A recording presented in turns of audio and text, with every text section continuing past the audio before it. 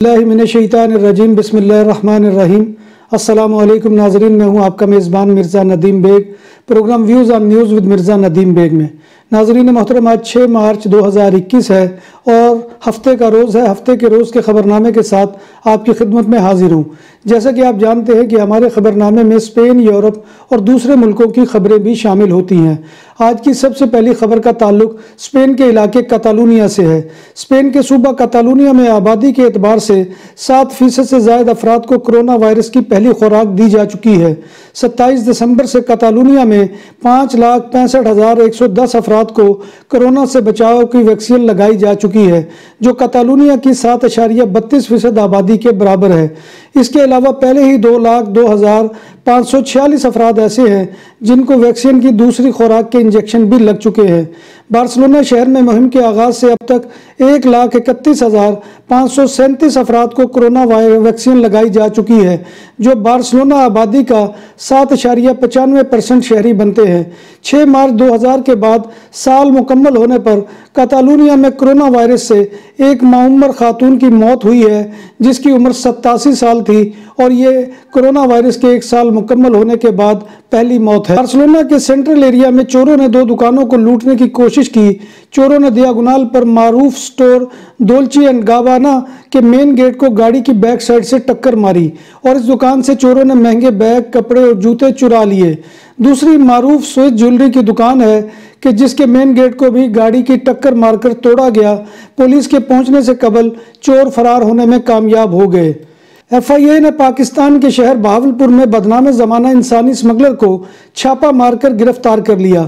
ملزم حافظ نعمان سرور کافی عرصے سے روپوش تھا اور ملزم کے خلاف مختلف دفعات کی تحت FIR درج تھی، جس کے بعد گزشتہ روز ایک اطلاع پر اس کے گھر پر چھاپا مار کر مذکورہ تفتیشی افسر نے اسے گرفتار کر لیا۔ ملزم نے سخاوت علی سے 9,35,000 جبکہ عامر شریف سے 3 لاکھ روپے مسقط اور عمان نوکری پر بھیجنے کے لیے وصول کیے تھے اور پھر منظر عام سے غائب ہو گیا تھا۔ ملزم کے خلاف ایک اور مقدمہ درج کر لیا گیا ہے، مزید تحقیقات جاری ہیں۔ پاکستان کی قومی اسمبلی میں آج وزیر اعظم عمران خان نے 178 اراکین کی حمایت حاصل کر کے پارلیمان سے کانفیڈنس کا ووٹ حاصل کر لیا۔ متعدد اراکین نے اپنی تقریر میں وزیر اعظم کو اعتماد کا ووٹ حاصل کرنے پر مبارکباد دی۔ انہوں نے یعنی عمران خان نے کہا کہ وہ آصف زرداری، جو دنیا بھر میں کرپٹ ثابت ہو چکا ہے، دنیا میں مسٹر 10% پر فلمیں بنی ہوئی ہیں، اس کے بارے میں کہتے ہیں کہ ایک زرداری سب پہ بھاری۔ دوسری طرف نواز شریف، جو ملک لوٹ کر اور جھوٹ بول کر باہر بھاگا ہے، آج وہاں تقاریر کر رہا ہے اور اسکیمیں بنا رہا ہے کہ اس کو اتنا پیسہ دو، ادھر اتنا پیسہ چلاؤ۔ یہ سب ڈاکو اکٹھے ہو کر دباؤ ڈالنے کی کوشش کر رہے ہیں کہ جس طرح پرویز مشرف نے ڈر کر NRO دے دیا تھا۔ مسلم لیگ نون کے رہنما احسن اقبال کو پارلیمنٹ ہاؤس کے باہر میڈیا ٹاک کے دوران PTI کے کارکن نے سر پر جوتا دے مارا۔ نون لیگی رہنماؤں کی میڈیا ٹاک کے دوران PTI کارکنان نے شدید نعرہ بازی کی اور ماحول کو بالکل کیپٹل ہل والا ماحول بنا کر رکھ دیا جو ٹرمپ کی روانگی کے وقت ہوا تھا۔ تصادم کی صورتحال کے دوران مریم اورنگزیب کے ساتھ بدتمیزی کی گئی، جبکہ احسن اقبال کی جانب اچھالا گیا جوتا ان کے سر میں لگا۔ PTI کارکنوں اور مصدق ملک کے درمیان دھکم پیل اور تلک کلامی بھی ہوئی۔ مسلم لیگ نون کی نائب صدر مریم نواز نے وزیر اعظم عمران خان کو تنقید کا نشانہ بناتے ہوئے کہا کہ پاکستانی ٹرمپ جا رہا ہے اور اس نے خود کو بچانے کی ایک کوشش کی ہے۔ کی پولیس نے بچوں سے مبینہ طور پر زیادتی کرنے والے افراد کو ہلاک کرنے کے لیے بنائے گئے پیدو ہنٹر نامی 9 رکنی گروپ کو گرفتار کر لیا۔ 20 سے 38 سال کی عمر کے ان افراد کو بیلجیم کے دوسرے شہر اینٹورپ کی پولیس نے مختلف علاقوں سے گرفتار کیا ہے۔ بیلجیم ذرائع کے مطابق اس گروہ کی گرفتاری کی وجہ سوشل میڈیا بنا، جہاں ایسے لوگوں کو اکٹھا کرنے کی ترغیب دی جا رہی تھی جو بچوں کے ساتھ زیادتی کرنے والے افراد کو سزا دینے کے خواہش مند ہوں۔ یہ گروپ اپنے آپ کو پیدو ہنٹر کہلاتے ہیں۔ گروہ کی نشاندہی ہونے کے بعد پولیس نے 10 مختلف مقامات پر چھاپے مار کر 9 افراد کو گرفتار کر لیا، جن کے قبضے سے بھاری تعداد میں اسلحہ بھی برآمد کیا گیا۔ گرفتار شدگان میں ایک خاتون بھی شامل ہے۔ سوئٹزرلینڈ میں نقاب پر پابندی کی بات خواتین حقوق کی خلاف ورزی ہے۔ ایمنسٹی انسانی حقوق کی عالمی تنظیم ایمنسٹی انٹرنیشنل نے کہا کہ سوئٹزرلینڈ میں چہرے کے نقاب پر مجوزہ پابندی کی بات امتیازی اور خواتین کے حقوق کی خلاف ورزی ہے۔ ان خیالات کا اظہار ایمنسٹی انٹرنیشنل سوئٹزرلینڈ کی خواتین سے متعلق حقوق کی سربراہ سیریل ہونگارٹ نے اتوار کے روز ملک میں مسلم خواتین کے نقاب پر پابندی سے متعلق عوامی ریفرنڈم کے تناظر میں کیا۔ انہوں نے کہا کہ چہرے کے پردے پر مجوزہ پابندی کو کسی بھی طرح سے خواتین کی آزادی کے اقدام کے طور پر نہیں دیکھا جا سکتا، بلکہ یہ ایک خطرناک پالیسی ہے جو آزادی اظہار رائے اور آزاد مذہب سمیت خواتین کے حقوق کی بھی خلاف ورزی ہے۔ عالمی ادارہ صحت نے یورپی یونین کے کمیشن کے کرونا ویکسینیشن سرٹیفکیٹ کے منصوبے کو مسترد کر دیا ہے۔ EU کمیشن 17 مارچ کو ایک ڈیجیٹل پاسپورٹ کے لیے مسودہ پیش کرنا چاہتا ہے جس میں کووڈ-19 کی بیماری اور ٹیسٹ کے منفی نتائج کے حوالے سے معلومات محفوظ کی جائیں گی۔ پوپ فرانسس جمعہ کے روز سے عراق کے 4 روزہ دورے پر بغداد پہنچے ہوئے ہیں۔ پوپ فرانسس کا مشرق وسطیٰ کے شورش زدہ اور اشروں سے جنگ کے شکار ملک عراق کا یہ پہلا دورہ ہے۔ اس دورے کے اہم مقاصد میں ایک عراق کی مسیحی آبادی کے اعتماد کو بحال کرنا ہے جو سالوں سے اس ملک میں ظلم، جبر اور بدامنی کے شکار انسانوں کے مابین رواداری اور بھائی چارے کو فروغ بھی دینا ہے۔ جرمنی کی وفاقی اور ریاستی حکومتوں نے ملک میں نافذ کردہ کرونا لاک ڈاؤن سے مرحلہ وار باہر نکلنے کا فیصلہ کیا ہے۔ 8 مارچ سے پرائیویٹ رابطوں میں نرمی کر دی جائے گی اور 2 خاندانوں میں سے کسی ایک گھر میں آپس میں اکٹھے ہو سکیں گے۔ ہیئر ڈریسرز اور اسکولوں کے بعد کتابوں اور پھولوں کی دکانیں وغیرہ بھی کھولنے کی اجازت دے دی گئی ہے۔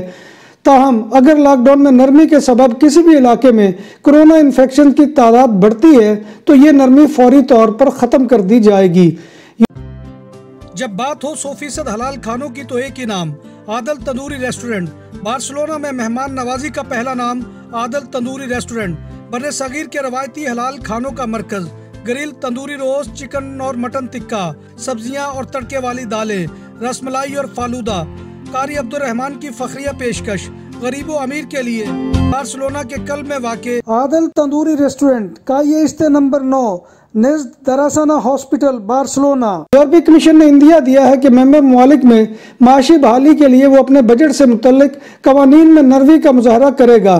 بجٹ سے متعلق اس قانون میں نرمی کا مقصد یہ ہے کہ ممبر ممالک اب کرونا وائرس سے متاثر ہونے والی اپنی معیشتوں کو واپس درست سمت پر لانے کے لیے 2022 تک یورپی یونین کی گائیڈ لائنز کو نظر انداز کر سکیں گے۔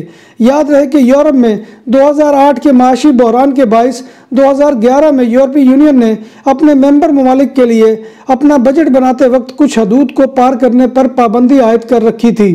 جنوبی امریکہ کے ملک بولیویا کی یونیورسٹی میں 4تھی منزل کی دھاتی ریلنگ ٹوٹنے کے باعث نیچے گرنے سے 7 طلبہ ہلاک اور 5 شدید زخمی ہو گئے۔ غیر ملکی خبر رساں ایجنسی کے مطابق حادثے کی سامنے آنے والی فوٹیج میں دیکھا گیا ہے کہ لا پاز شہر کے قریب واقع ایل آلتو یونیورسٹی کی عمارت کی 4تھی منزل پر طلبہ کا جمع غفیر کھڑا تھا اور وہ ایک دوسرے کو دھکے مارتے ہوئے تنگ راستے کے ذریعے اسمبلی ہال میں جانے کی کوشش کر رہے تھے۔ اسی دوران ایک طرف لگی ہوئی دھاتی ریلنگ طلبہ کا وزن برداشت نہ کر پائی اور درمیان سے ٹوٹ گئی، جس کے نتیجے میں متعدد طلبہ زمینی منزل پر جا گرے۔ ریلنگ ٹوٹنے کے بعد خوش قسمتی سے چند طلبہ کو ساتھیوں نے بروقت پکڑ لیا اور وہ حادثے کا شکار ہونے سے بچ گئے۔ ہلاک و زخمی ہونے والے طلبہ کی عمر 20 سے 24 سال کے درمیان ہے۔ ماہرین صحت اور طبی سائنسدانوں نے خبردار کیا ہے کہ پاکستانی آبادی کا 1/4 سے زیادہ حصہ ذیابیطس یعنی شوگر کا شکار ہے، اور اگر غذا کی بری عادتوں کو ترک نہ کیا گیا تو یہ تعداد اسی رفتار سے بڑھتے ہوئے آئندہ 5 سے 10 برس میں دگنی ہو جائے گی۔ ماہرین کے مطابق ذیابیطس سے بچاؤ کے لیے چاول اور کاربونیٹڈ مشروبات کے بے جا استعمال کو روکنا ہوگا۔ ماہرین نے بریانی کے بڑھتے ہوئے اور فخریہ رجحان پر حیرت کا اظہار کیا، کیونکہ ان کا خیال ہے کہ بریانی کا ضرورت سے زیادہ استعمال صحت کے لیے شدید نقصان دہ ہو سکتا ہے۔ ماہرین کا خیال ہے کہ پاکستان میں ذیابیطس کی ایک بڑی وجہ خوراک سے جڑی بری عادات ہیں۔ پاکستان میں واحد تفریح کثرت سے کھانا کھانا ہے جو قوم کو بیمار کر رہا ہے۔ فرانس بھر کے ریٹائرڈ ہوم اور 65 سال سے زائد عمر کے لوگوں کے لیے کووڈ ویکسین ایسٹرازینیکا کی منظوری دے دی گئی ہے۔ حکومت کا کہنا ہے کہ اب 65 سے 74 سال کے وہ افراد بھی یہ ویکسین لگوا سکتے ہیں جنہیں پہلے سے ذیابیطس یا ہائی بلڈ پریشر جیسے امراض لاحق ہیں۔ سوئٹزرلینڈ میں عوامی مقامات پر نقاب پر پابندی لگانے سے متعلق ریفرنڈم پر سخت تنقید جاری ہے۔ ریفرنڈم پر ووٹنگ اتوار کو ہوگی۔ سوئٹزرلینڈ میں نقاب پر پابندی عائد کرنے سے متعلق ریفرنڈم کو اسلامی فوبیا قرار دیا جا رہا ہے۔ اس حوالے سے کی گئی رائے شماری کے مطابق اکثر سوئس شہریوں نے اس ریفرنڈم کے حق میں ووٹ ڈالیں گے، جس کے بعد یہ پابندی ایک قانون کی شکل اختیار کر لے گی۔ اردن میں کورونا SOPs کی خلاف ورزی کرتے ہوئے زرعی فارم میں شادی کی تقریب منعقد کیے جانے پر دلہا سمیت 300 مہمانوں کو گرفتار کر لیا گیا۔ مقامی میڈیا کی رپورٹ کے مطابق ایک فارم ہاؤس میں شادی کی دوران دلہا ہیلی کاپٹر کے ذریعے تقریب میں پہنچا تھا۔ دنیا بھر میں لوگ سالانہ 1 ارب ٹن کھانا ضائع کرتے ہیں۔ گھروں میں مجموعی طور پر سالانہ اوسطاً 74 کلو کھانا ضائع کیا جاتا ہے۔ اقوام متحدہ کی رپورٹ کے مطابق ریسٹورنٹس اور دکانوں سے پھینکے جانے والے کھانے کی شرح 17% ہے۔ عالمی ادارے کی رپورٹ میں کہا گیا ہے کہ دنیا بھر میں 1/3 خوراک کھائی ہی نہیں جاتی اور ضائع کر دی جاتی ہے۔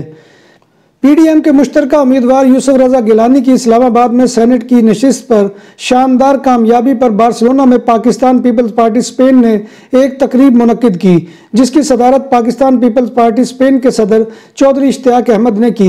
اس موقع پر پاکستان مسلم لیگ اسپین کے صدر راجہ اسد حسین بھی موجود تھے۔ تقریب میں میزبانی کے فرائض پیپلز پارٹی اسپین کے سینئر رہنما حافظ عبدالرزاق صادق نے سر انجام دیے۔ تقریب سے سید یوسف رضا گیلانی کے صاحبزادے سید علی گیلانی، نومنتخب سینیٹر ملک شہادت آوان نے بھی ٹیلی فونک خطاب کیا۔ اس موقع پر خطاب کرتے ہوئے مقررین نے کہا کہ سینٹ الیکشن میں سید یوسف رضا گیلانی کے مقابلے میں حفیظ شیخ کی شکست در حقیقت عمران خان کی شکست ہے۔ تقریب سے سید یوسف رضا گیلانی کے صاحبزادے علی گیلانی، نومنتخب سینیٹر ملک شہادت آوان نے بھی ٹیلی فونک خطاب کیا۔ اس موقع پر خطاب کرتے ہوئے مقررین نے کہا کہ سینٹ الیکشن میں سید یوسف رضا گیلانی کے مقابلے میں حفیظ شیخ کی شکست در حقیقت عمران خان کی شکست ہے۔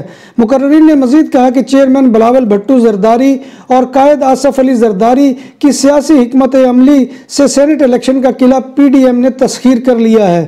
مقررین نے مزید کہا کہ یوسف رضا گیلانی کی کامیابی عمران خان کی شکست ہے، لہذا وزیر اعظم کو فوراً مستعفی ہو جانا چاہیے۔ مغربی جمہوریت کا راگ الاپنے والے عمران خان کے پاس حفیظ شیخ کی شکست کے بعد مزید اقتدار میں رہنے کا کوئی اخلاقی جواز باقی نہیں رہا اور انہیں چاہیے کہ وہ اسمبلیاں توڑ کر ملک میں نئے انتخابات کا اعلان کریں۔ مقررین نے کہا کہ آٹا چینی چوروں کا یہ ملک نہیں ہو سکتا۔ 2.5 سال میں معیشت اور روزگار تباہ ہوا۔ کرپشن، چوری اور نااہلی کے علاوہ حکومت نے کچھ نہیں کیا۔ موجودہ حکومت میں ممبران اسمبلی اپنے حلقوں میں بھی نہیں جا سکتے۔ عوامی نمائندوں سے حلقے کے لوگ کہتے ہیں کہ یہ حکومت آٹا بجلی چور ہے۔ مقررین میں چودھری ساجد گوندل، جاوید گل، پروفیسر طاہر جاوید مغل، عبدالرؤف ہرائیں، ملک مظہر، چودھری عابد اور فراز بھٹی بھی شامل تھے۔ تلاوت رضوان کاظمی نے کی۔ انڈیا کی ریاست آندھرا پردیش میں ان دنوں گدھے کی طلب بہت زیادہ بڑھ گئی ہے۔ بھینس اور بکری کے مقابلے میں گدھی کا دودھ بہت مہنگا فروخت ہو رہا ہے۔ بعض افراد کا کہنا ہے کہ وہ گدھی کا دودھ کا استعمال اپنی صحت بہتر کرنے کے لیے کر رہے ہیں، جبکہ ان کا خیال ہے کہ گدھے کا گوشت کھانے سے جنسی قوت میں اضافہ ہوتا ہے۔ گوپال کا مزید کہنا تھا کہ آندھرا پردیش میں ایک گدھے کی قیمت 15,000 سے 20,000 تک جا پہنچی ہے، اس لیے دوسری ریاستوں کے لوگ یہاں آ کر اپنے گدھے فروخت کر رہے ہیں۔ ناظرین محترم، یہ تھا آج کا خبرنامہ جو میں آپ کی خدمت میں لے کر حاضر ہوا تھا۔ امید ہے کہ آپ کو ہمارا یہ سیگمنٹ پسند آئے گا۔ آپ سے گزارش وہی ہے کہ آپ ہمارے چینل BBC اپڈیٹ TV کو سبسکرائب کریں، اس کے پروگرام کو لائک کریں، شیئر کریں، کمنٹ باکس میں آ کر کمنٹ کرنا مت بھولیے، اور آخر میں دعا ہے کہ اللہ تبارک و تعالی ہمیں ایمان اور صحت کی سلامتی کے ساتھ زندہ رکھے اور ہمارا خاتمہ ایمان کے اوپر کرے، اور روز محشر نبی کائنات صلی اللہ علیہ وآلہ وسلم کی زیارت نصیب فرمائے اور ان کی شفاعت بھی جو ہے اس سے بہرہ مند ہونے کی توفیق دے۔ آمین یا رب العالمین۔ اسی دعا کے ساتھ اپنے میزبان مرزا ندیم بیگ کو اجازت دے۔ انشاءاللہ کل نئے پروگرام میں نئی خبروں کے ساتھ آپ سے ملاقات ہوگی۔ تب تک اللہ حافظ۔